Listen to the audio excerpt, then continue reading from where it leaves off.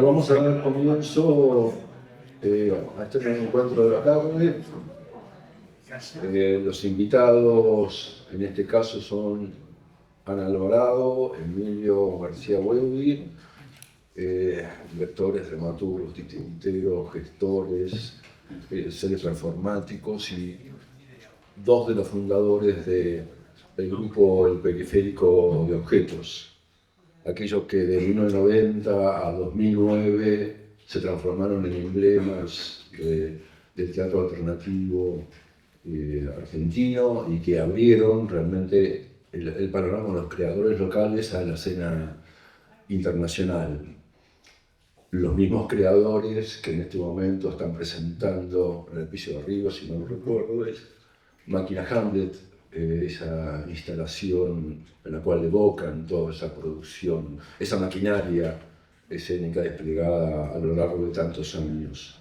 En la introducción de esa misma muestra hay un texto en el cual, entre otras cosas, manifiestan o exponen una de las tantas influencias que tuvo el periférico desde su gestión, y ahí aparece la figura de Tadeusz Kantor, ¿sí? Antes de ampliar el mapa de las influencias periféricas, sí me gustaría que indaguemos un poco cómo lo conocieron. En aquel momento ustedes estaban formando parte del grupo de titiriteros del Teatro San Martín, el mismo lugar donde se presentaron los dos espectáculos de Tadeusz Kantor en la Sala Casa Cubierta. Estaban participando de los espectáculos que dirigía Ariel Bufano, el director y creador de esa compañía, y de golpe, en medio de ese panorama, la llegada de Kantor. ¿Qué les pasó como espectadores y qué les pasó a ustedes después en la deriva, ya en la formación del grupo? Esos ecos kantorianos, ¿cómo se procesaron?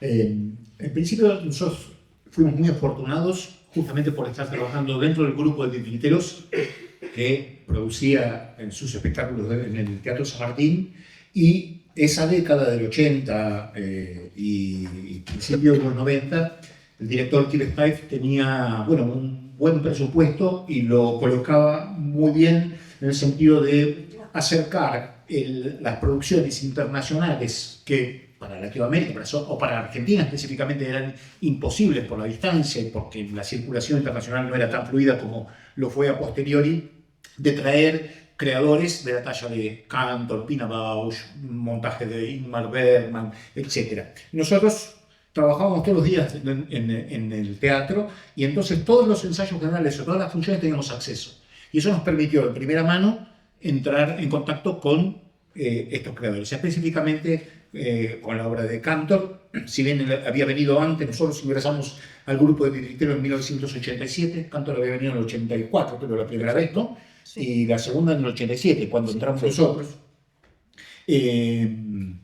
Nosotros ya estábamos como conspirando en algún sentido, estábamos pensando cómo derivar lo que se producía dentro del grupo de titiriteros en algo que tuviese otras características. Y creo que el visionado de artistas como Kantor, como Pina Bausch, de primera mano, creo que nos dieron un poquito ese impulso. Había algo que estaba, una nube que estaba negra, que estaba dando vuelta por ahí en nuestra cabeza, que fue ayudada a engrosarse.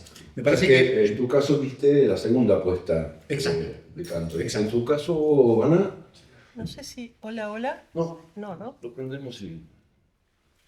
Si no, uso el de Emilio, ya está. Ahí está. Listo. Sí, yo vi Ville Pole.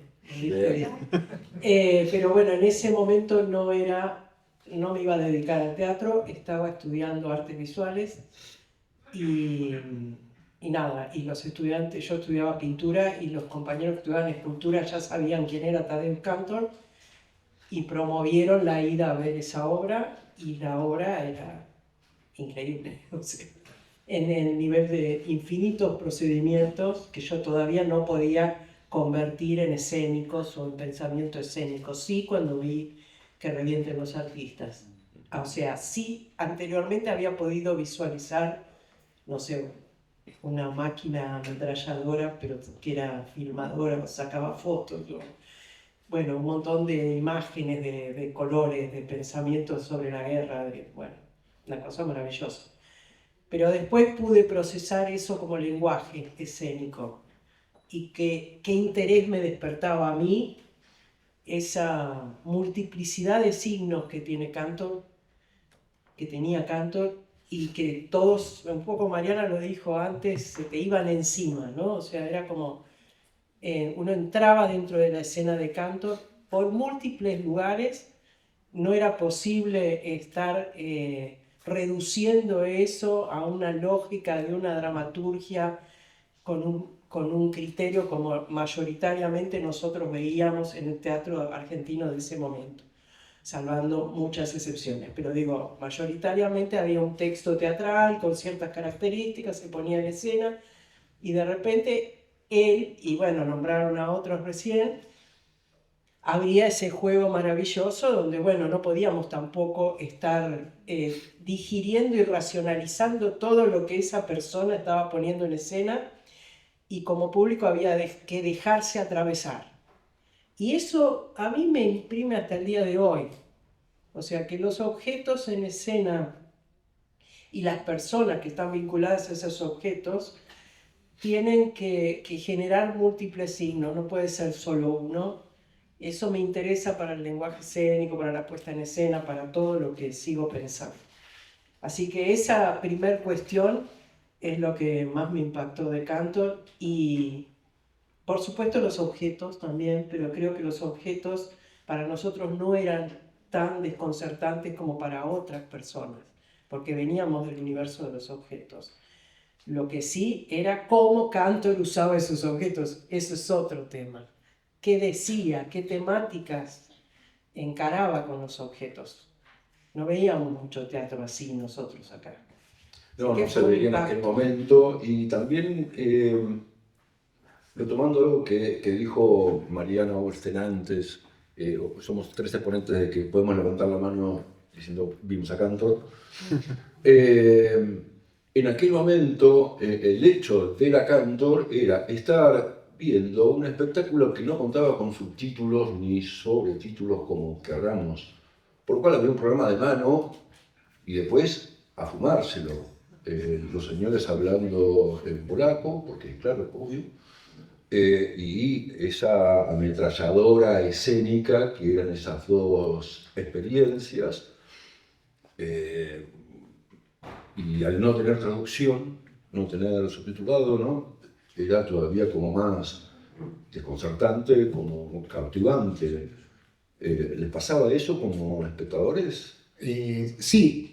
También tenemos que poner en contexto que había en Buenos Aires en esa época algo que se lo llamó teatro de la imagen, que de algún modo no reproducía lo mismo en términos de lo que planteaba Cantor, pero que había algo en ese lenguaje, en lo no dicho, con lo cual la eliminación del texto fuese en polaco, ¿no?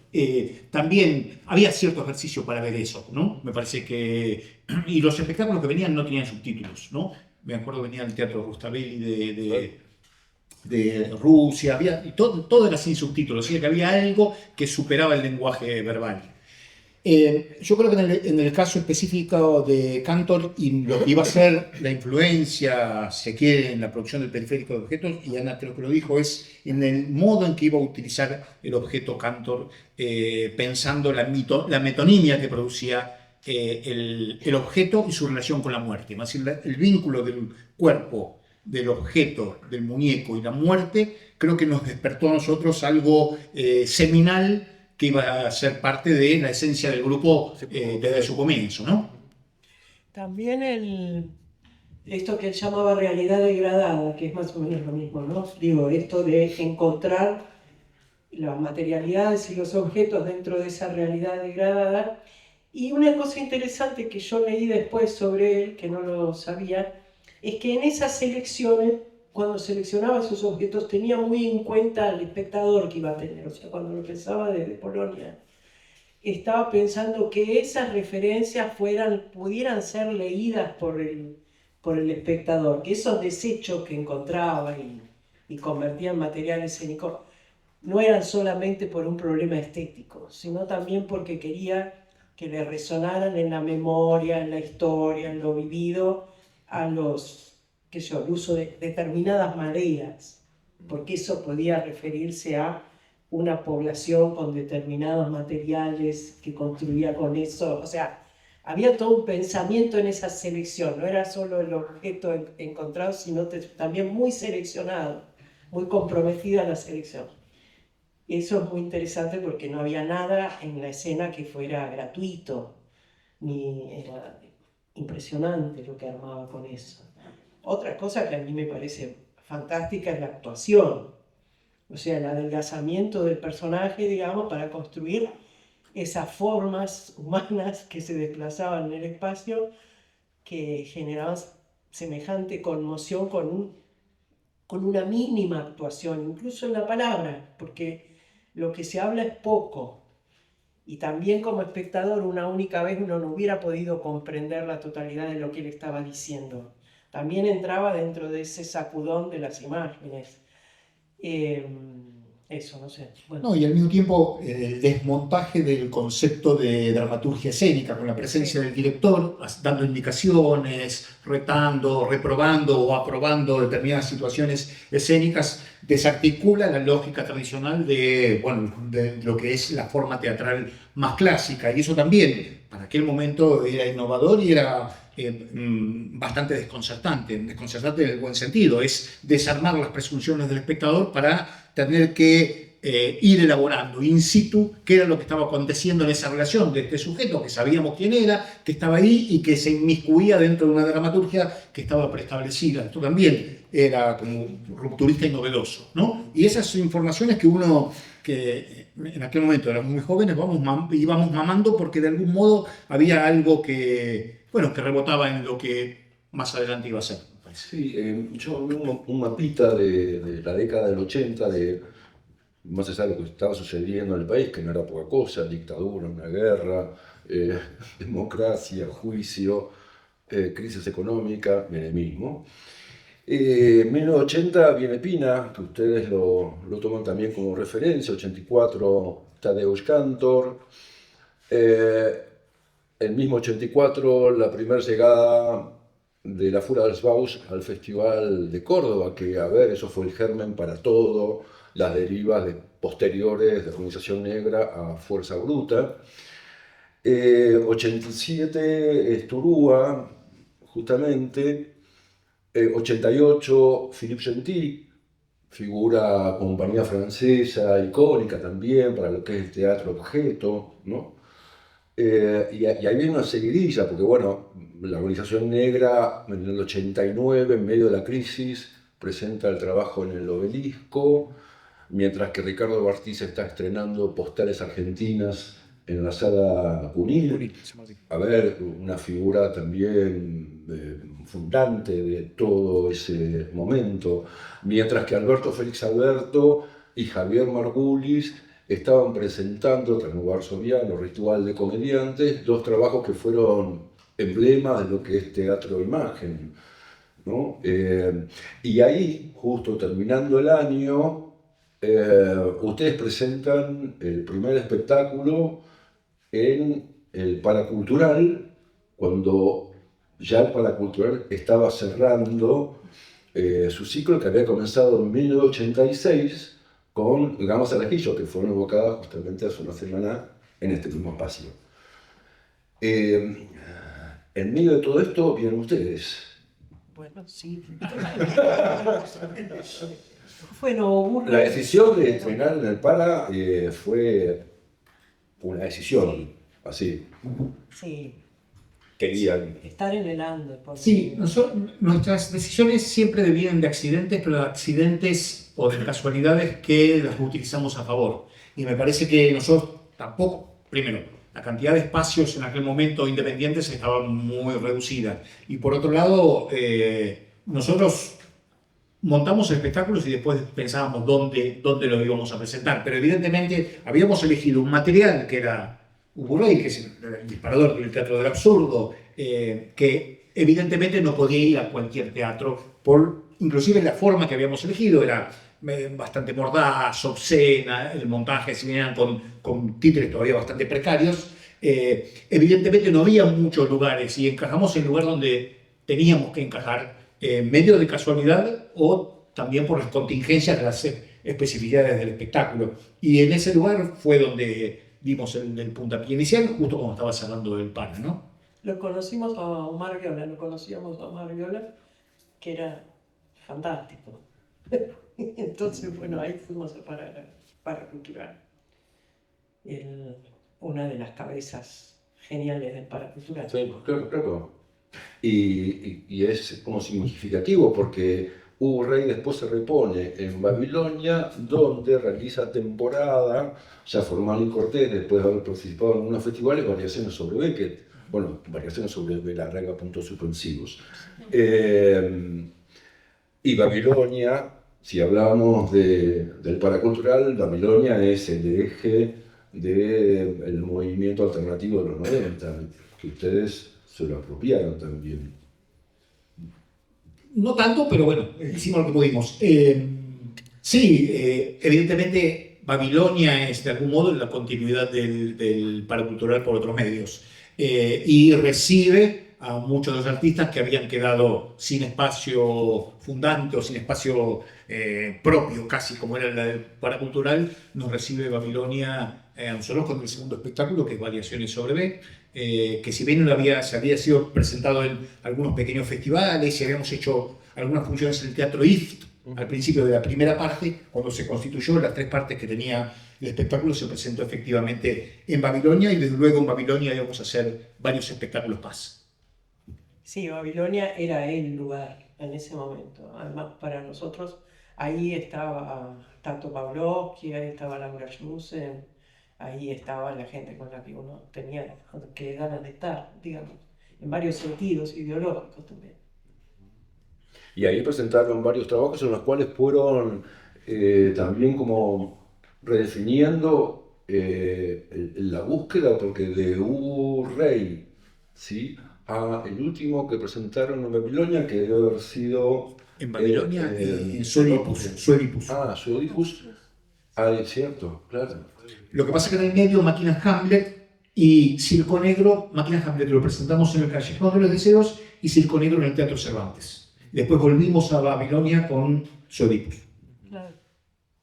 ¿Cuáles fueron las mutaciones que se fueron produciendo desde Ubu a Suedipus, o hasta Máquinas si quieren?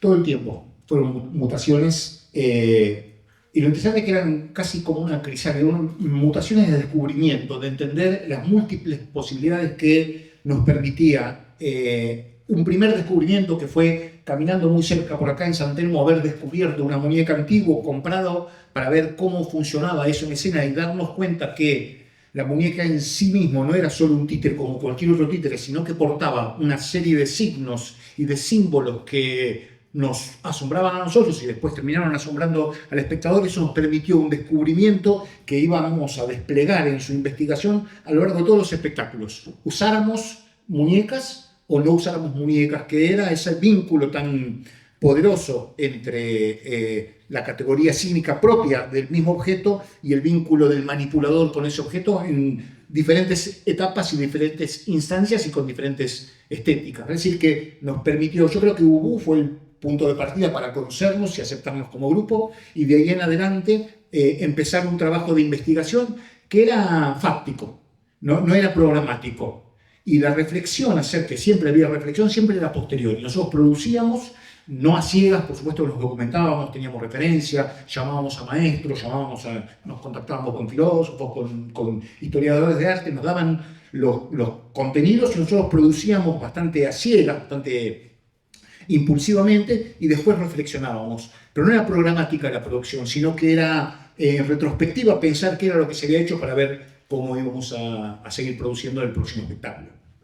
Una cosa que hicimos también fue ir sacándonos las claves que venían del mundo de los títeres, cómo vestirse de negro, cómo estos dispositivos, por ahí las mesas, ¿no? De a poco fueron desapareciendo, fuimos ganando el proscenio, los manipuladores pasaron a estar presentes, cada vez eran más actores, o sea, íbamos corriéndonos de la formación que teníamos, que todavía, usando también cosas que dijo Mariana, tenía algo de esta cosa de la ilusión de, bueno, esto está vivo, ¿no? Y apareció, bueno, todo en la época en eso, ¿no? Nosotros solos no, pero bueno, todo acá, todo está de frente, todos nos ponemos adelante, tomamos el espacio escénico, actuamos eso que actuábamos en relación a los objetos.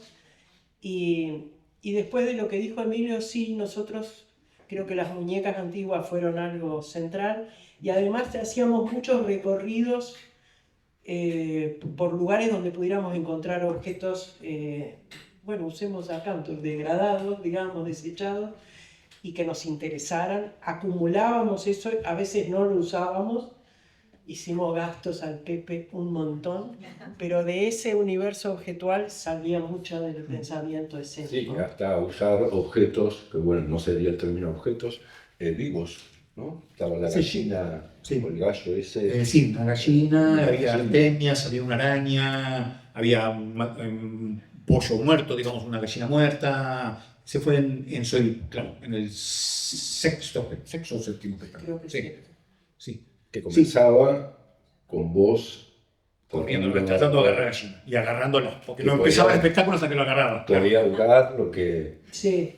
De todos modos, la gallina era mucho más inteligente que yo y se dio cuenta que si se dejaba a lo largo de las funciones, si se dejaba agarrar rápido, su suplicio terminaba pronto. Entonces, las últimas funciones se esperaba, bueno, que sea rápido. Actuaba, sí. Y después, no sé si recordás, pero el espectáculo terminaba con una falsa gallina que había hecho el escenógrafo Norberto Laino muy bien, hiperrealista, muy parecida a la primera, que yo simulaba matar, y cuando llegaba el final, donde se la degollaba, Alejandro Tantanian leía un fragmento, un relato de Kafka, El buitre, y yo la degollaba teóricamente y sangraba. Y bueno, en Europa hemos tenido muchos problemas con la policía de los animales, muchos. Sí. Bueno, seguramente ni se podría hacer en este momento. Y ahora tampoco el signo se soporta. No, claro. Aunque podíamos demostrar que estaba viva la gallina, pero ahora no se soporta el signo tampoco. Había un espectáculo anterior sobre el Oedipus, El hombre de arena. Debe haber sido el cuarto. ¿Cuál? El hombre. El hombre es el tercero. Tercero. Cuarto ahí directamente habían armado una instalación. Eso era, entraban muy pocos espectadores. Recuerden ese espectáculo. Muchos dicen que fue el mejor espectáculo del Periférico de Ríos. A mí a veces me da ganas de pensar lo mismo, ¿no? Si bien Máquina Hamlet fue el más farolero y el que nos catapultó, digamos, a la escena internacional, este espectáculo tenía mucha intensidad, especialmente por la sincronía epocal en la cual el equipo argentino de antropología forense estaba empezando a hacer relevamiento de los cuerpos enterrados, volviendo a emerger, y el espectáculo tenía de algún modo las mismas características involuntarias, nunca habíamos pensado en eso. De hecho, pensamos y dijimos, para alejarnos de una representación inmediata para los espectadores, vestimos a los personajes de época, ¿no? El texto del Hombre de Arena, el original es el cuento del romántico alemán E.T.A. Hoffmann. Entonces lo que hicimos fue ponerlo en esa época para tratar de alejar esa lectura. El espectáculo era como una cosa absolutamente neurótica y obsesiva de entierro y desentierro de muñecos, una especie de tragedia familiar que se desataba con la aparición del personaje Coppelius, que es el personaje que está acá peladito ese, que en el museo está paradito en medio de la caja. Y el uso de la tierra, el entierro, el desentierro, en un espacio muy pequeño donde entraban como mucho 30 espectadores, que provocaba una nube de polvo, que se le entregaban barbijos a los espectadores, más la temática, más la proximidad a la lectura de lo real, y esa cosa neurótica, obsesiva, negra, sin texto, con un guión muy, muy desarticulado, generaba como una sensación de mucho desconcierto propio y densidad en el espectador. Ahí volaba a tierra porque estábamos todo el tiempo enterrando y desenterrando y les habíamos dado barbijos al público. O sea que fue una de las primeras veces que habíamos asumido algo en relación al público que queríamos que estuviera dentro de la obra más claramente, ¿no? En la anterior, en Variaciones sobre B, teníamos nosotros barbijos como una referencia a lo clínico, digamos, y ya empezaban a aparecer nuestras caras como máscaras, digamos, de algún modo. Pero acá ya estábamos caracterizados de viudas, de mujeres de negro, y habíamos hecho ingresar al espectador un poco con la máscara en la escena, sí. Me parece que es importante la referencia a esta que dice Ana, porque ahí entendimos que siempre nos iba a interesar hacer al público consciente de que formaba parte del espectáculo, es decir, que era participante activo, es decir, activo en el sentido simbólico, en el sentido conceptual, no que tuviese que participar físicamente, pero siempre pensábamos que el espectador tenía que estar presente y que era parte de la maquinaria. Entonces, en casi todos los espectáculos pensamos, por ejemplo, en Máquina Hamlet había un muñeco entre el medio de los espectadores, se hacía un sorteo, los espectadores tenían un número y cada vez que se hacía el sorteo temblaban temiendo ser elegidos, etc. Pero siempre había una relación con la gallina en su Oedipus, andaba entre los espectadores, hacía lo que quería. Siempre la idea era de que el público era parte de la maquinaria del procedimiento de la escena. ¿Y en Máquina alguien se atrevió y dijo, sí, yo mato, no? Sí, hubo una persona que nosotros les dábamos, ellos, los dos varones, yo no lo hacía, lo hacía mal, ¿vale? Dardeaban un cuerpo que habíamos puesto contra la pared y Emilio solía hacer esto sobre el público para ver si alguno, normalmente ya a esa altura la gente estaba en una situación que nadie iba a agarrar y tal, pero hubo un día. Fue tremendo, ¿no? Porque bueno, era una jugada, subía al escenario, ¿qué iba a hacer con ese dardo, no? Tranquilamente nos lo podía haber tirado uno de nosotros. Y no, yo creo que se quedó muy impactado él mismo cuando se vio. No me acuerdo de eso. Subió y lo tiró, pero creo que cuando llegó arriba se dio cuenta de lo que había hecho y bueno, lo hizo lo que le habíamos dicho y bajó. Pero nosotros pasamos un momento, ¿eh? De decir, bueno, esperemos que sea un muchacho de aquí. Máquina se produce, viene después del Hombre de Arena, en el cual los barbijos... Cámara Gesell en el medio. Ahí está Cámara Gesell. Claro, con Laura. Con Laura Yusen, de Babilonia. Y con un dispositivo que había en Babilonia arriba que también provocaba algo en el público, ¿no? Porque el público estaba arriba, como rodeaba la escena. Una especie de teatro de medicina, digamos. Sí, una especie de teatro de medicina que a nosotros le hicimos aparte un piso con puertitas, salíamos de las puertitas, los títeres salían de ahí, o sea, era interesante el espacio que se creó ahí. Era esto que digo que íbamos pensando cada vez cómo avanzar en el espacio y contar con el espacio de distintas maneras lo que queríamos contar. Y por otra parte, sin producción. Hasta Máquina Hamlet nosotros no tenemos producción económica. Salvo con El Hombre de Arena ganamos uno de los premios de Fundación Antorcha y eso nos dio un pequeño margen para producir El Hombre de Arena y Cámara Gesell, pero todos los espectáculos previos fueron con 0 pesos. Recién Máquina Hamlet, el Teatro San Martín, habría, antes que existiera el Instituto del Teatro, habría coproducciones y tuvimos una pequeña coproducción del Teatro San Martín para producir Máquina Hamlet, más el apoyo del Instituto Goethe que trajo al dramaturgista alemán Dieter Welke, que trabajó en términos conceptuales con nosotros. Recién a partir bueno, Circo Negro fue producido por el Teatro Cervantes, pero después de manera autónoma por primera vez recibimos apoyo internacional, producción internacional, con Soedipus en el año 1998. Pero desde el 90 hasta el 98 casi no tuvimos como apoyo económico. Máquina Hamlet, la producción periférica, es indudablemente menos que la Antártida, fueron a todo el resto de los continentes. Sí.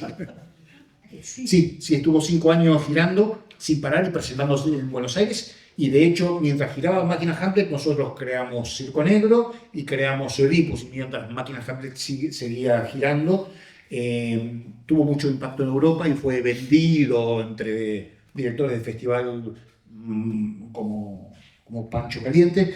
Y bueno, tuvimos la suerte y eso nos dio, por un lado, también autonomía económica. En ese momento pudimos de a poco ir largando el trabajo que todavía nos mantenía económicamente, que era ser parte del grupo de titiriteros, y de a poco creo que primero se fue Daniel, después me fui yo, después se fue Ana o Román, no, Román sí que creo. Nos dio cierta autonomía económica y al mismo tiempo nos dio esta representación simbólica de tener más acceso una vez que estuviésemos acá, porque éramos, bueno, como pasa siempre en nuestras cabezas colonizadas, como éramos muy conocidos en Europa, acá se abrían muchas más puertas de manera sencilla, ¿no?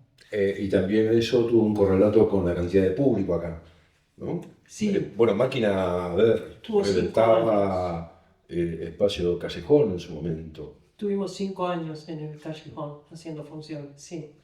Y en realidad lo dimos de baja nosotros, creo. Sí, en el año 2000 estábamos muy cansados de hacer Máquina Hamlet y nos seguían llamando para hacer Máquina Hamlet, y un día decidimos romper casi todos los muñecos, cosas que hicimos. Sobrevivieron algunos que están por ahí dando vuelta. Hay uno ahí en la muerte. Pero era una forma de decirle que no queríamos seguir haciéndolo. De hecho, años después un productor quiso reponer Máquina Hamlet, dijimos que no, era algo que ya nos había pasado de ser de un fenómeno contracultural a un fenómeno de la cultura. ¿Sí? Había que ir a ver Máquina Hamlet, papas de espectáculo de Clarín donde hablaba de Máquina Hamlet, se había transformado en algo contracultural, en algo que era parte del establishment, y nosotros eso lo que queríamos era tratar de sacarnos ese lastre, ¿no?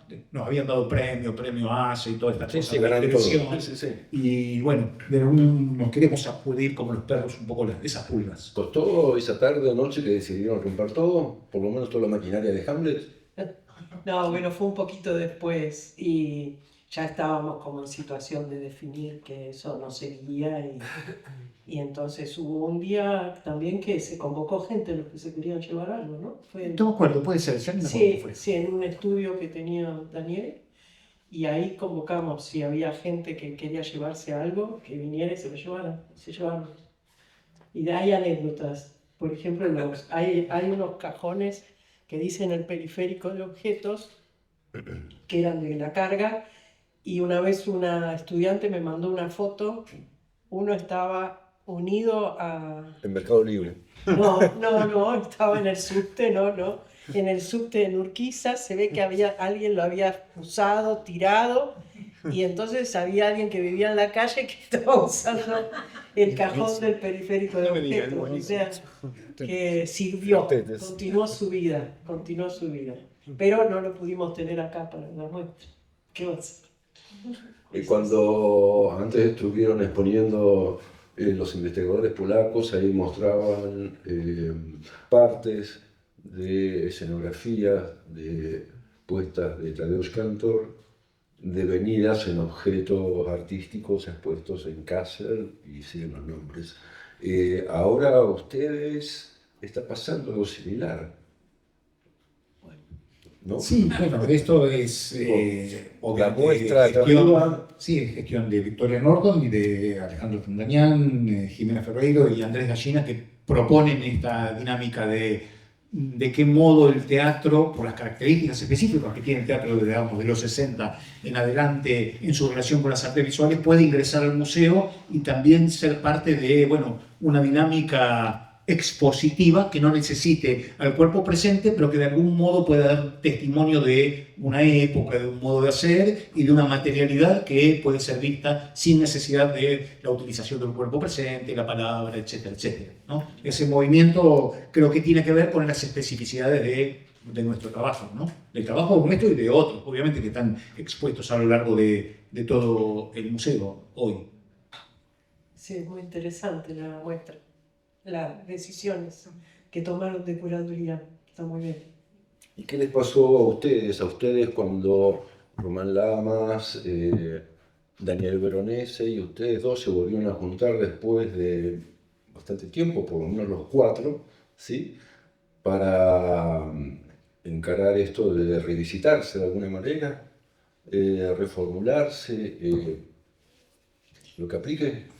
Bueno, yo creo que estaba Alejandro en el grupo que nos convoca, que nos conoce, porque trabajamos juntos. Y bueno, se fue llevando, hablando, conversando, haciendo acuerdos, como siempre. Teníamos que hacer acuerdos, todos los espectáculos los hicimos así. Nosotros le llamábamos, ¿cómo era lo de cuando bajaba en el Superagente 86? Con el silencio. El cono de silencio, o sea, había momentos de cono de silencio que nadie tenía que escuchar porque era cuando estábamos dirigiendo y nos peleábamos.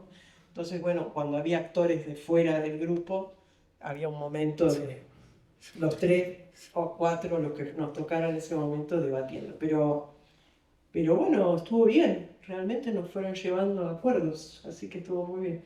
Sí, lo que fue interesante me parece, nosotros trabajamos durante casi 20 años muy pegados, con muchas giras, con mucha convivencia y al final estábamos hartos de nosotros mismos y de algún modo cuando estalló, cuando decidimos separarnos, pasó mucho tiempo sin vernos, mucho tiempo sin vernos y el reencuentro, que fue el año pasado a partir de la propuesta de hacer esta muestra, fue bastante orgánico al mismo tiempo, ¿no? Creciendo y estamos distanciados en términos estéticos. Cada uno de nosotros va por un camino que no es parecido al del otro. Y el reencuentro y el poder reconstruir lo que había sido ese pasaje y recordarlo amorosa, intelectual y conceptualmente, me parece que es un trabajo interesante, ¿no? De la memoria y de saber que somos 25 años más viejos de lo que éramos cuando nos separamos y qué pasó en el medio y qué pasó en ese momento, ¿no? Eso también es parte del acervo de cada uno de nosotros, que no se ve reflejado en la muestra, pero que también es valioso como experiencia. Claro, sí. Aparte de ustedes, en esa casi 2 décadas estuvieron todo el tiempo reformulándose. Si uno toma en cuenta los primeros trabajos y los compara con los últimos, ¿sí? Hay, bueno, el suicidio, un trabajo actoral que no estaba presente en los primeros, y así podemos seguir avanzando, llegando a apuestas absolutamente ya instalativas, donde el marco del audiovisual juega un papel mucho más preponderante, las viejas muñecas habían quedado ya en el olvido, esas muñecas macabras. Todo eso fue un proceso de ejercitar el acuerdo entre ustedes 4 durante 2 décadas. Sí. La última noche, Monteverde y Método Bélico, que está representado acá por la muñeca gigante, en la muestra, Máquina Teatro, esta es una parte también, fue una decisión que la muñeca, estábamos evaluando el barroco con pensamientos de ese orden, pero que la muñeca fuera grande, fuera como cerráramos la presencia de las muñecas con ese signo tan grande, ¿no? Que lo asociábamos con nada, estábamos haciendo el trabajo con música de Monteverde y tenía un montón de otras razones para estar ahí.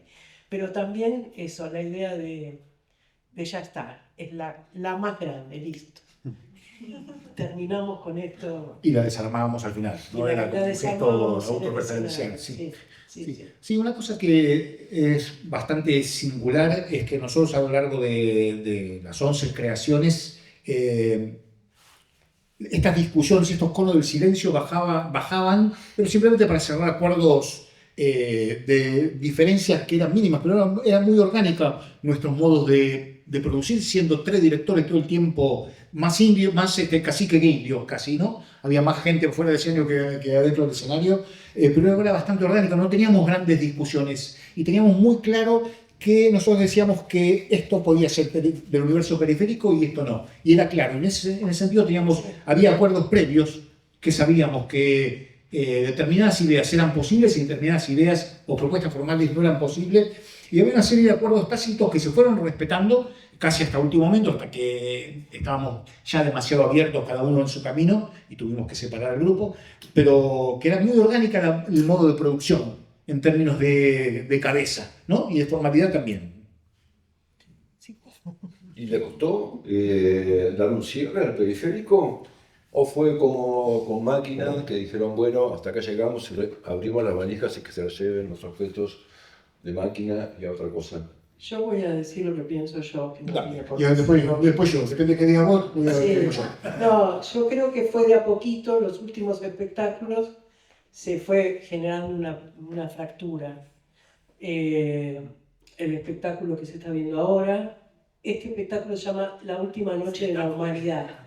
El suicidio es otro espectáculo, pero bueno, este espectáculo y el suicidio tuvieron sobre todo muchas diferencias estéticas y ya eso se notaba, digamos, que los pensamientos que se estaban poniendo en una obra y en la otra eran muy distintos respecto de lo escénico, del teatro, de los intereses.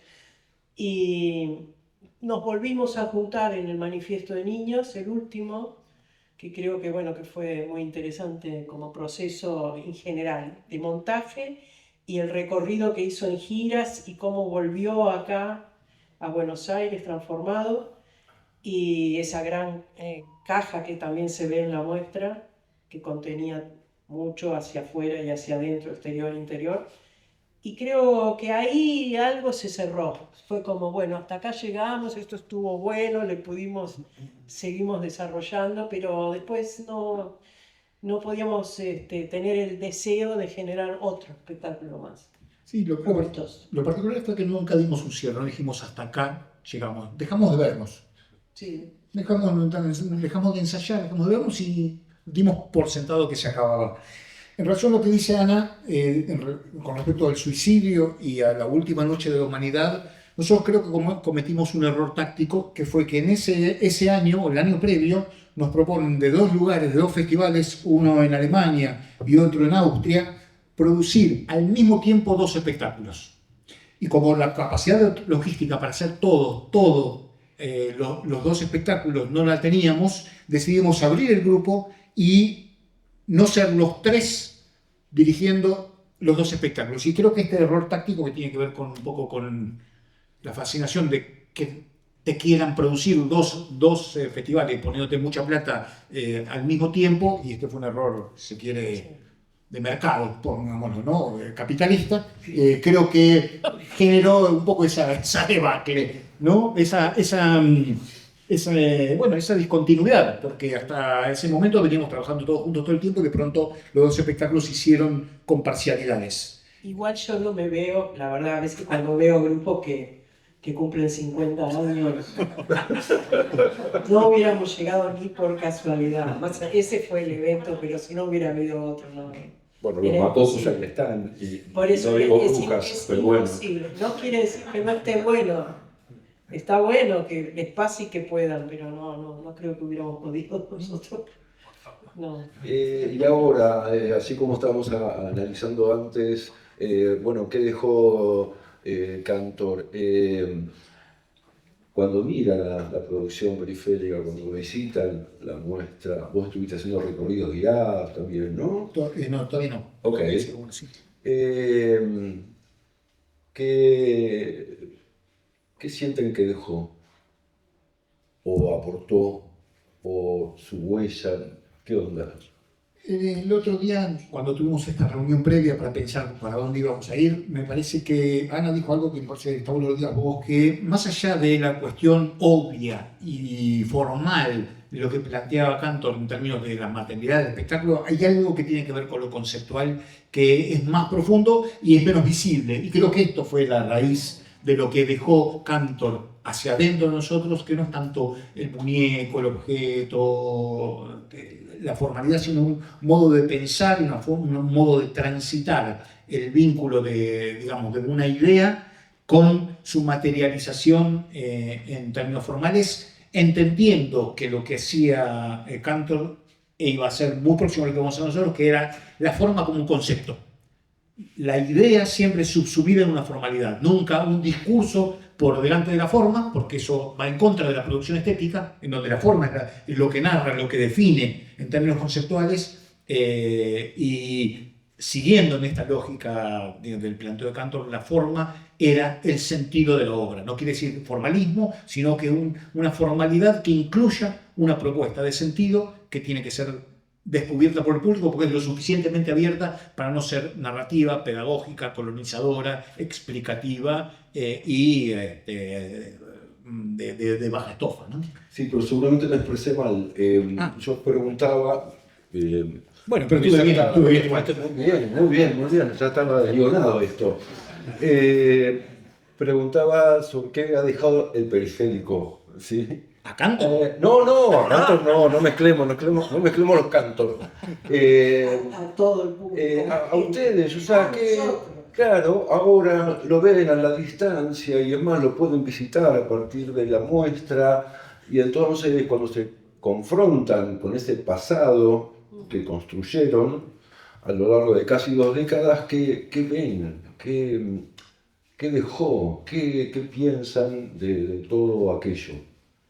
Bueno, para mí fue muy impactante en toda la muestra, por supuesto, pero lo que pasa dentro de la caja blanca, que está todo el recorrido de la obra nuestra, lo que hicimos, a dónde íbamos, los textos curatoriales que hay, que están muy bien, fue como me impactó también, o sea, la cantidad de trabajo, porque éramos gente muy trabajadora, estábamos trabajando muchísimo para generar obras, no solo nosotros, los equipos que teníamos también en las obras, ¿no? Pero digo, esa capacidad de producir, y un poco como dijo Emilio, en los primeros años sobre la nada, solos, sin ningún apoyo, me parece que, y tomar el tiempo que nos tocó vivir con fuerza y con críticas, fue un grupo que tuvo una posición crítica respecto al mundo, respecto de lo que veía, y eso lo dejamos, seguro.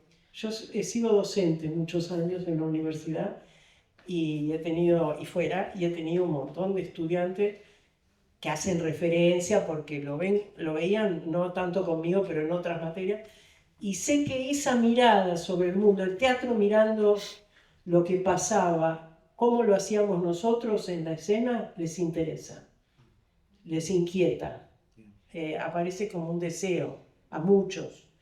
Y eso sigue dando vueltas, eso sigue dando vueltas. Y cuando vienen a la muestra, si uno escucha, también sigue dando vueltas. Así que no sé, ¿viste? ¿Qué puede quedar o no? Pero funcionó algo ahí también en las generaciones más jóvenes. Y funciona cuando lo ven. Misterio. Sí, yo no sé, creo que lo respondió bien, no podría responder qué quedó en uno, qué quedó en mí, o qué le quedó a cada uno de los integrantes. A mí me quedó una forma de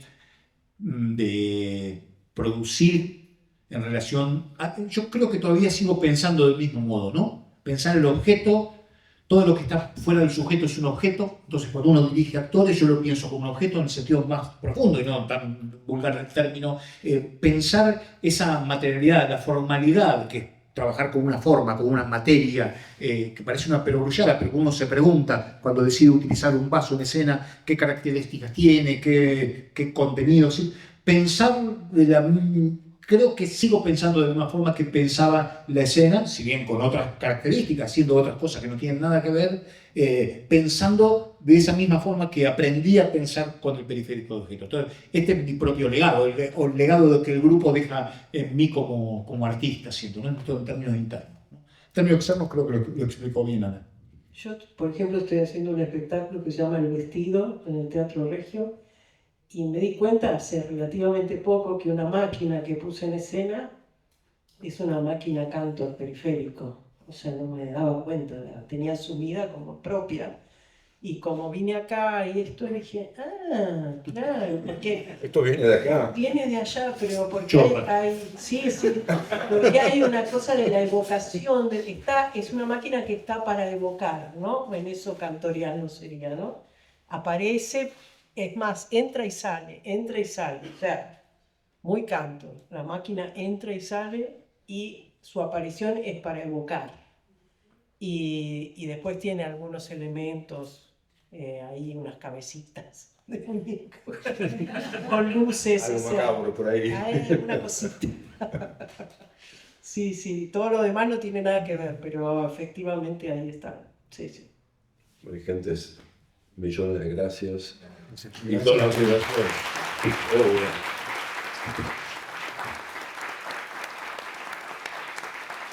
Igual si alguien quiere hacer una pregunta, es el momento para que hable la muñequita o el objeto.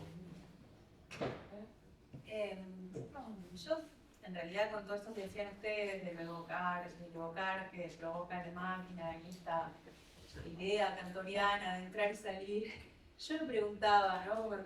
Pertenezco a una generación más joven que no hemos tenido el privilegio, el gusto del placer de ver escénicamente el periférico de objetos, y como todavía sigue habiendo algo de ellos, de ese grupo dentro de la propuesta de cada uno de ustedes, yo me preguntaba si hay una posibilidad de una vuelta, una jugueteada. No. No, porque seríamos patéticos, digamos, tratando de lograr. Sería como ir a Disney. Una persona me dijo hace un tiempo, era en relación al contexto sociopolítico, pero me dijo, haría falta ahora que ustedes se vuelvan a hacer algo con... Y le digo, ¿por qué no lo hacemos? O sea, hay que hacerlo. Bueno, háganlo. Claro. Tenemos que ser nosotros de nuevo. No, ya está. Otras cosas interesantes. ¿Alguna otra pregunta? Yo quería preguntarle por el pasaje a trabajar solos, después de trabajar en grupo, ¿cómo se habían vuelto a arreglar sin la voz de sus compañeros? ¿Cómo repetirlo? Pero por más... ¿Cómo habían vuelto a trabajar individualmente después de trabajar en grupo? ¿Cómo había sido esa adaptación a ser autores similares? Que lo que pasa es que la singularidad de nuestro trabajo nos permitía que cuando yo hablaba de que había como una idea periférica en lo que podía ser periférico y era como un consenso, lo que significaba el disenso lo trabajábamos cada uno individualmente como artistas en paralelo. Nosotros al mismo tiempo que formábamos parte del periférico, producíamos individualmente con aquellas cosas que no eran periféricas, que no eran del consenso periférico. Entonces los intereses de cada uno, que no eran comunes, eran producidos por fuera como artistas individuales y seguíamos trabajando en paralelo, con lo cual no hubo un tránsito de pasar de trabajar del grupo a ser artistas autónomos o individuales, sino que era en paralelo que se iba dando hasta que, bueno, cuando se disolvió el grupo seguimos trabajando como artistas individuales, con lo cual no hubo como un salto, sino que eso fluyó, digamos, te diría que casi desde el comienzo el periférico, no desde el comienzo, pero digamos de Máquina Hamlet en adelante, había intereses particulares que cada uno los producía por fuera del grupo cuando no eran parte de la esencia del grupo. Entonces eran paralelos. Bueno, sí. ¿Puedo hacer otra pregunta? Sí. No, y vos habías también recién dicho que en un momento se había convertido en un producto cultural, ¿no? Como hacia el final. ¿Ustedes sienten que finalmente se convirtió el periférico en un producto cultural? Como que logró instalarse en ese lugar.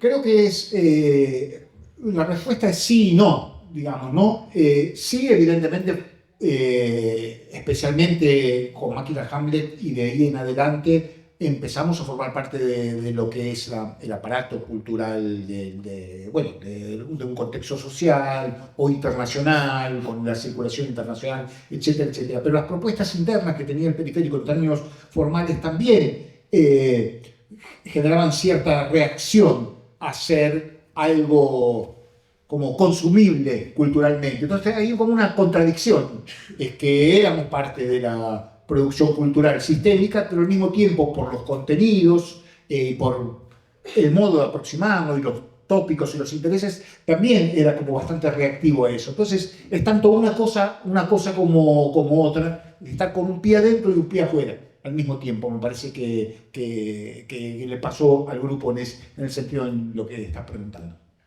Y además fluye toda persona que se dedica a una actividad artística y tiene una etapa en la que le dicen sí, te avalamos, fluye todo el tiempo en esta dicotomía, ¿no? Entre cómo sigo diciendo, rompiendo lo que quiero romper, si ya me dijeron que soy maravilloso. Entonces, ¿cómo hago con eso? Bueno, tengo que girar, buscar nuevas puertas, investigar por dónde, y después lo que cada uno hizo individualmente pudo tener aceptación en un grupo, lo que hacía uno, en otro grupo lo que hacía otro, digamos. Lo que juntábamos todos no fue lo mismo separado.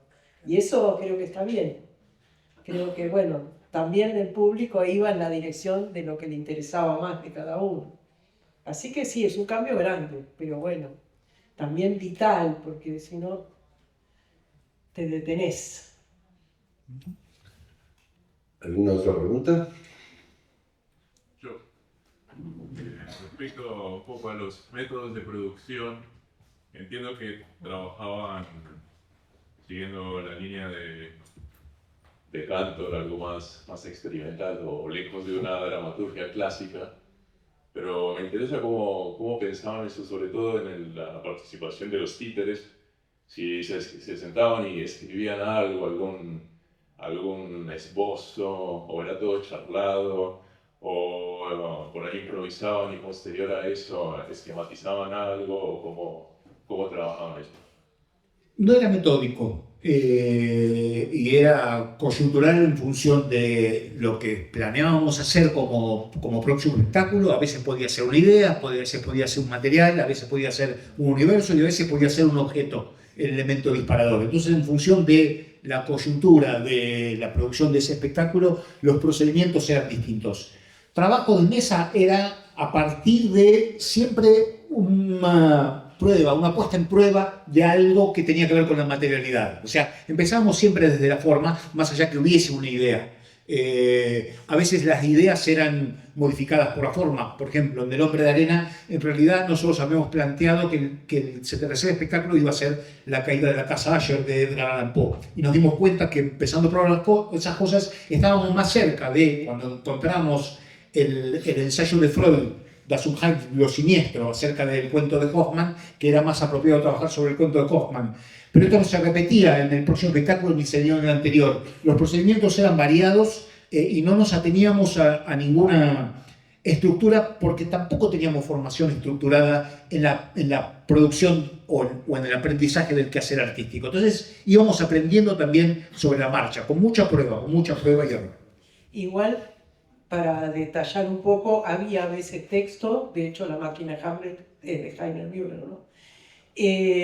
Había a veces textos de Daniel Veronese, a veces había poemas o pequeños textos, o un texto podía ser de Müller en otro espectáculo o de Kafka. Aparecía la palabra de esa forma, también podía aparecer. Y después teníamos una cosa que era interesante, que íbamos tirando imágenes, muchas imágenes que creábamos. De hecho, yo acá tengo algunas libretas que se expusieron, que a mí las encontré y me divertía mucho porque anotaba todo lo que hablábamos y teníamos un montón de imágenes y las llamábamos el basurero a eso. Y yo después en chiste les decía a veces a los estudiantes, para que salga una tiene que haber 35. Porque había visto en uno de los cuadernos que habíamos anotado 35 imágenes hasta haber elegido una de esas, ¿no? Entonces digo, había como eso, como tirar, improvisar, y después algunos materiales textuales entraban de entrada y se iban procesando ahí adentro. Pero también eran mucho así exigentes. Por ejemplo, cuando hicimos Cámara Gesell, nosotros trabajamos todo un primer año haciendo un montaje con una idea, y cuando llegamos al final de la idea nos dimos cuenta que no nos interesaba y tiramos ese espectáculo y empezamos de cero. Cámara Gesell fue completamente distinto a lo que había sido la idea inicial. O por ejemplo, cuando hicimos Máquina Hamlet, nosotros no conocíamos a Müller, no íbamos a hacer Máquina Hamlet, íbamos a hacer un Hamlet. Y de pronto apareció una revista española de teatro que se llamaba Primer Acto, que publicaba un texto que era rarísimo, de un señor que había escrito una máquina Hamlet que no se entendía una goma de qué hablaba, y dijimos, bueno, esto es raro como lo raro que queremos hacer nosotros, y caímos ahí. Vale decir que lo coyuntural y lo accidental, siempre después reflexionado, no cualquier cosa, no el cualquierismo, pero lo accidental era nodal para nuestro trabajo. Y entonces hacía que la cosa fuese cambiando todo el tiempo, que no fuese sistémico ni metódico la mecánica de producción. Nada, aparecía al azar, como siempre. Pero bueno, después Máquina Hamlet la tuvimos que analizar oración por oración, no nos pudimos, porque Müller era un señor muy serio cuando escribía, así que no había forma de escapar. Pero sí, yo creo que el azar y todo esto jugaba con los objetos, con los textos también. Bueno. Chicos, Ana, Emilio, muchísimas gracias. Gracias.